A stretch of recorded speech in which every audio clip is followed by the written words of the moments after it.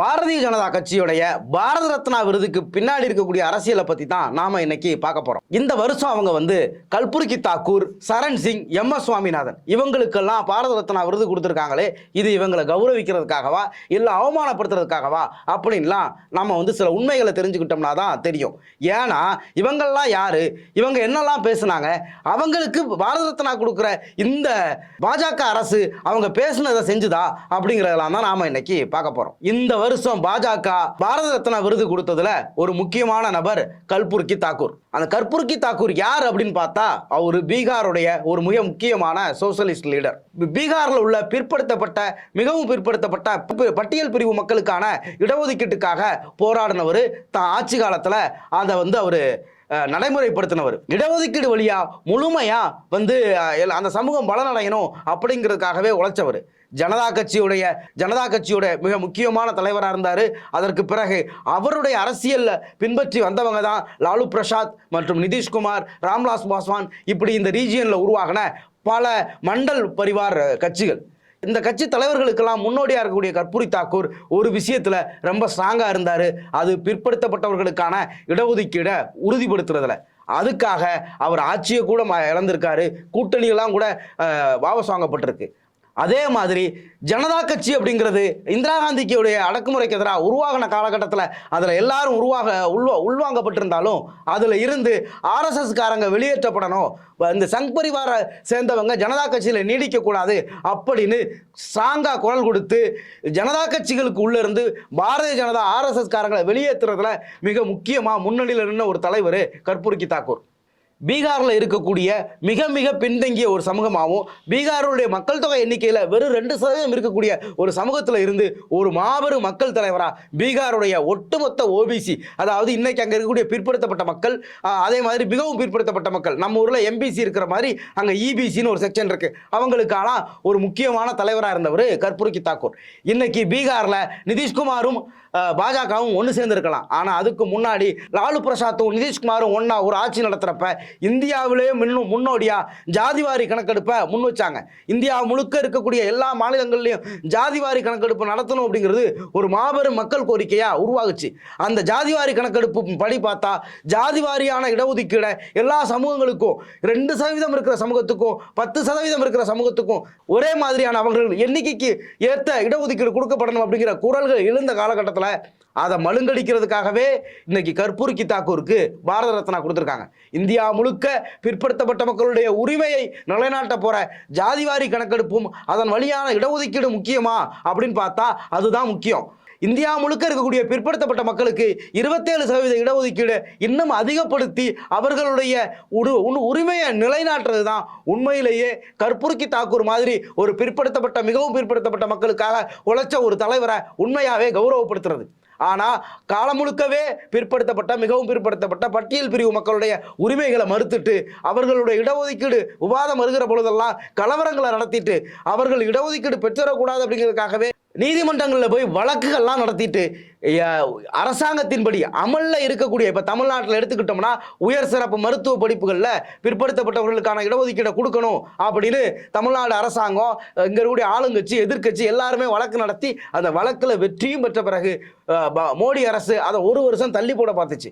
ஒவ்வொரு வருஷமும் 10,000 மருத்துவ இடங்களை அதில் பிற்படுத்தப்பட்ட மருத்துவ மாணவர்கள் இழந்தாங்க. அதையெல்லாம் மடைமாத்திட்டு கல்புர்கி தாக்கூருக்கு அவார்டு கொடுக்குறாங்க அப்படின்னா அந்த அவார்டு தான் பாரத ரத்னா விருது பாஜக கொடுக்கிறது. கல்புர்கி தாக்கூருக்கு அவார்டு கொடுக்கறது மூலமா ஒரு அரசியல் பண்றது. உண்மையிலேயே கல்புர்கி தாக்கூர் விருது அப்படிங்கிறது அவருடைய கொள்கையான இடஒதுக்கீடை இந்தியா முழுக்க அமல்படுத்துறது. அதை அமல்படுத்த கூடாது, அதை பேசக்கூடிய லாலு பிரசாத், இன்னைக்கு பேசக்கூடிய காங்கிரஸ், தமிழ்நாடுல திராவிட முன்னேற்ற கழகம், இந்த அணிகள் எல்லாம் சேர்ந்து ஆட்சிக்கு வந்துடக்கூடாது, அதை தடுக்கிறதுக்கு அரசியல் பண்ணணும்னு தான் கல்புர்கி தாக்கூருக்கு பாரத ரத்னா கொடுத்தாங்க. உண்மையிலேயே கல்புர்கி தாக்கூர் மேல இவங்களுக்கு மரியாதை கிடையாது. சரண் சிங்கும் உத்தரப்பிரதேசத்தோடைய மிக முக்கியமான விவசாய தலைவர், ஜாட் சமூகத்தை சேர்ந்தவர், விவசாயிகளுக்காக போராடினவர், விவசாயிகளுடைய உரிமைகளுக்காக போராடினவர், இந்தியாவில் ஒரு சோசியலிச சமூகம் உருவாகணும் அப்படிங்கிறத பேசினவர், இந்தியாவில் பிரதமராக இருந்தவர். சரண் சிங் உத்தரப்பிரதேசத்தோட மிக முக்கியமான தலைவர், ஜாட் சமூக மக்களால் மதிக்கக்கூடியவர், விவசாயிகளுடைய அடையாளமாக இருந்தவர், விவசாயிகளுடைய உரிமைக்காக போராடினவர், உத்தரப்பிரதேசத்தில் ஒரு சமூக நல்லிணக்கம் எப்பவும் இருக்கணும்னு விரும்பினவர்.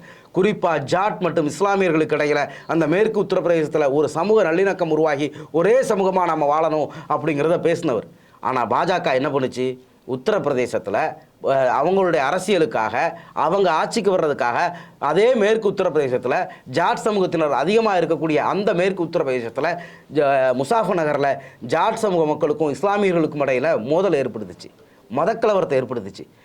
சரண் சிங் இந்து முஸ்லீம் ஒற்றுமையை அவ்வளவு பேசியிருக்காரு. அரசியல் பண்ண, கலவரம் பண்ண முயற்சி பண்ணுச்சு பாஜக. முசாஃபர் நகரில் கலவரமும் பண்ணுச்சு, அதை தேர்தலில் அறுவடையும் பண்ணுச்சு. அடுத்து அதே மேற்கு உத்தரப்பிரதேச பகுதிகளில் கரும்பு விவசாயிகள் எக்கச்சக்கமாக இருக்காங்க. விவசாயிகளின் தலைவர் சரண் சிங்குக்கு நாங்கள் பாரத ரத்னா கொடுக்குறோம் அப்படின்னு சொல்கிறீங்களே, மேற்கு உத்தரப்பிரதேசத்துடைய விவசாயிகள் கரும்பு உற்பத்தி பண்ணுறாங்களே, அந்த கரும்புக்கு உரிய ஆதார விலை கொடுத்துட்டீங்களா? அந்த இதுவரைக்கும் கொள்முதல் பண்ண கரும்புக்கு 6000 கோடி நிலுவை வச்சுருக்கீங்களே, அதை ஒழுங்காக வாங்கி கொடுத்துருவீங்களா? மேற்கு உத்தரப்பிரதேசத்தில் இருக்கக்கூடிய விவசாயிகளான கரும்பு விவசாயத்தை மட்டுமே நம்பி இருக்கக்கூடிய அந்த ஜாட் விவசாயிகளுடைய வாழ்வாதாரத்துக்கு அடிப்படையான கரும்புடைய குறைந்தபட்ச ஆதார விலையை எம்எஸ் சுவாமிநாதன் சொன்ன அந்த C250 அடிப்படையில் கொடுத்துருவீங்களா? சர்க்கரை ஆலைகளுடைய நலனுக்காக, வணிகம் பண்ணக்கூடிய ஆலைகளுக்காக, அவங்களுக்கு லாபம் கிடைக்கணும் அப்படிங்கிறதுக்காக இன்னும் அந்த விவசாயிகளுக்கான உரிய கரும்புக்கான விலையை கொடுக்காம, ஏற்கனவே கொள்முதல் பண்ண கரும்புக்கு பணம் கொடுக்காம இழுத்தடிக்கிற பாஜக சரண் சிங்குக்கு பாரத ரத்னா கொடுக்குது. அப்படின்னா எதுக்காக? விவசாயிகளை மடைமாற்ற. நாங்கள் உங்கள் சமூகத்தில் பிறந்த ஒரு தலைவரை கௌரவித்திருக்கிறோம், உங்கள் கரும்புக்கு விலை தரவில்லை என்றாலும், உங்களிடமிருந்து வாங்கப்பட்ட கரும்புக்கு பணம் தரவில்லை என்றாலும் நாங்கள் உங்கள் தலைவரை கௌரவித்திருக்கிறோம் அப்படின்னு பேசி அரசியல் பண்ணுறதுக்காக. அதே தான் எம்எஸ் சுவாமிநாதனுக்கும். இந்தியா முழுக்க இருக்கக்கூடிய விவசாயிகள் தற்கொலையை தடுக்கிறதுக்காக ஒரு ஆணையம் அமைக்கப்பட்டு அதை ஆய்வு பண்ணி, அது தற்கொலையை தடுக்கணும்னா கடனை தடுக்கணும், கடனை தடுக்கணும்னா உரிய விலையை கொடுக்கணும், உரிய விலையை கொடுக்கணும்னா இந்த C250 கொடுக்கணும் அப்படின்னு சொல்லி அதை நாங்கள் நிறைவேற்றுவோம் அப்படின்னு 2014 தேர்தலெல்லாம் கூட நாங்கள் ஆட்சிக்கு வந்தவுடன் விவசாயிகளுக்கு எம்எஸ் சுவாமிநாதன் பரிந்துரைகள் அமல்படுத்தப்படும், விவசாயிகளுடைய வருமானம் அப்படியே இன்னும் இப்போ இருப்பதிலிருந்து 2 மடங்கு ஆகிவிடும் அப்படியெல்லாம் பேசின நரேந்திர மோடி எம்எஸ் சுவாமிநாதனுடைய பரிந்துரைகளை 10 வருஷமாக கிடப்பில் போட்டுட்டு எம்எஸ் சுவாமிநாதனுக்கு பாரத ரத்னா கொடுக்குறோம் அப்படின்னு சொல்கிறீங்களே, இது நியாயமா? ஆக கற்பூர்கி தாக்கூராக இருக்கட்டும், சரண் சிங்காக இருக்கட்டும், எம்எஸ் சுவாமிநாதனாக இருக்கட்டும், இவங்களுக்கெல்லாம் இவங்க கொடுக்குற இந்த பாரத ரத்னா அப்படிங்கிறது அவங்களுடைய கொள்கையை, அவங்களுடைய செயல்பாட்டை மதிச்சு கிடையாது. கற்பூர்கி தாக்கூருக்கு பாரத ரத்னா கொடுக்குற பாஜக இந்தியா முழுக்க பிற்படுத்தப்பட்ட மக்களுக்கு 50% இடஒதுக்கீடு கொடுக்குமா? சரண் சிங்குக்கு பாரத ரத்னா கொடுக்குற பாஜக இந்து முஸ்லீம் ஒற்றுமையை கட்டி எழுப்புமா? இல்லை கரும்பு விவசாயிகளுக்கு தான் உரிய விலையை கொடுத்துருமா? எம்எஸ் சுவாமிநாதனுக்கு பாரத ரத்னா கொடுக்குற பாஜக அவருடைய பரிந்துரைகளை நிறைவேற்றுமா? 1 லட்சம் கோடி கடனை தள்ளுபடி பண்ணுமா? இல்லை உரிய ஆதார விலை தான் கொடுக்குமா? ஆக இந்த தலைவர்களுடைய கொள்கையெல்லாம் கிடப்பில் போட்டுட்டு அவர்களுக்கு நாங்கள் விருது கொடுக்குறோம், அவர்களை மதிக்கக்கூடிய நீங்கள் எல்லாம் எங்களுக்கு வாக்களியுங்கள், அவர் சமூகத்தைச் சேர்ந்த பீகாரில் EWSன்னு சொல்லக்கூடிய எக்ஸ்ட்ரீம்லி, பீகாரில் EBC என்று சொல்லக்கூடிய எக்ஸ்ட்ரீம்லி பேக்வர்ட் கிளாஸில் இருக்கும் 29 சமூக மக்களே, உங்கள் தலைவருக்கு நாங்கள் பாரத ரத்னா கொடுத்து விட்டோம், உங்களுக்கு இடஒதுக்கீடு தரப்போறதில்லை, நீங்கள் எங்களுக்கு வாக்களியுங்கள் அப்படின்னு கேட்குறாங்க. அதே தான் சரண் சிங்குக்கும், அதே தான் எம்எஸ் சுவாமிநாதனுக்கும்.